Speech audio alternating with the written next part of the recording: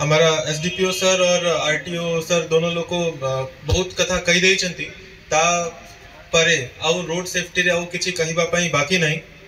बहुत सुंदर भाव से माने आपण माने को बुझाई और जणाई कि केमती आमे यंग पर्सन्स को लूज करूछु रोड एक्सीडेंट्स रे मेजॉरिटी जो एक्सीडेंट होची सेथरे हमें फैमिली रे अर्निंग मेंबर जो रहउची जो मेल अर्निंग मेंबर रहउची तंकर प्राइम इकोनॉमिक मेन लोक जो रहउची घरे तंकर ताकू हमें हराउछु तंकर डेथ होउची तो से फैमिली रे बहुत अधिक समस्या होउची ये हेला परे।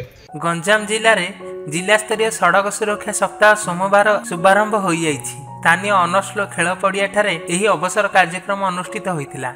गंजाम एसपी जगमोहन मीना मुख्य अतिथि भाव जोगदे यह शुभारंभ करथिले। सचेतन हेले हे सुरक्षा होई पारियो बोली हेलमेट चेकिंग सह मद्यपान करी गाड़ी चलाउथिबा लोकंकु धरपगड़ रे गंजाम पुलिस को सफलता मिलिछि। बेपरुआ गाड़ी चालना और ट्रैफिक नियम उल्लंघनकारी लाइसेंस सस्पेंड पाई आरटीओ को सुपारिश करा ट्रैफिक नियम मानिबा हेलमेट पिंधि गाड़ी न चलाइबा दुर्घटना गस्त को सहायता करने को उपस्थित छात्र छात्री को परामर्श दि जाइतिला। 7 दिन धरी गंजाम जिले में यही सड़क सुरक्षा नहीं सचेतनता शोभायात्रा सभा विभिन्न प्रतियोगिता पथप्रांत नाटक कार्यक्रम आयोजन सह सचेतनता रथ जिला सारा परिक्रम कर सूचना दी जाइछि।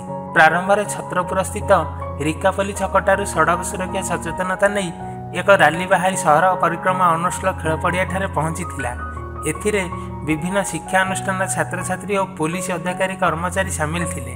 एथिसह एक सचेतनता रथ सहर परिक्रमा करी जनसाधारण को सड़क सुरक्षा संपर्क में सचेतन करथिले।